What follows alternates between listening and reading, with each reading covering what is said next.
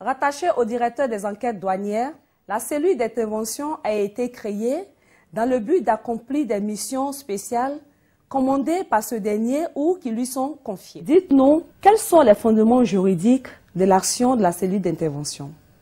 Les fondements juridiques de l'action de la cellule d'intervention sont dans un premier temps le Code des douanes, en ses articles 51, 174 et 175. Et nous avons également la circulaire 1536 du 14 mai 2012 portant organisation de la Direction générale des douanes en application au décret numéro 2011-222 du 7 septembre 2011.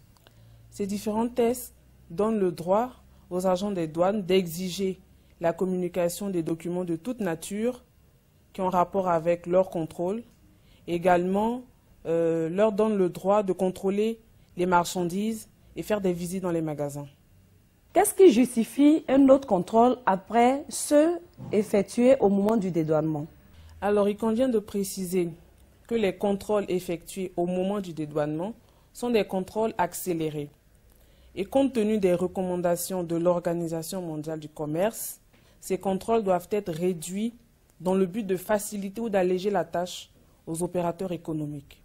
Donc les agents de douane n'ont pas le temps matériel pour traiter des dossiers qui leur sont soumis. De ce fait, l'accent est mis sur les contrôles à l'intérieur du territoire effectués par la Direction des enquêtes douanières et la Direction de la surveillance et des interventions dans le but de rechercher et de réprimer la fraude. Dites-nous sur quoi portent les contrôles que vous effectuez dans les magasins. Alors, les contrôles que nous effectuons portent en général sur toutes les marchandises, sans exception, et particulièrement sur les marchandises sensibles à la fraude, telles que les vêtements, les chaussures, les bijoux ou le matériel informatique, et bien d'autres. Quelle attitude doit avoir l'usager qui est contrôlé lorsque des agents de douane se présentent pour un contrôle?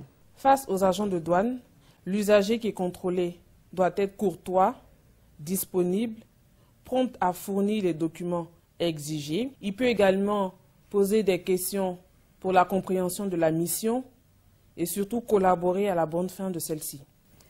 Mesdames et messieurs, nous sommes au thème de notre émission. Les douanes ivoiriennes vous invitent à faire preuve de civisme fiscal. Et pour toute autre information, vous pouvez nous joindre aux adresses qui s'affichent au bas de votre écran.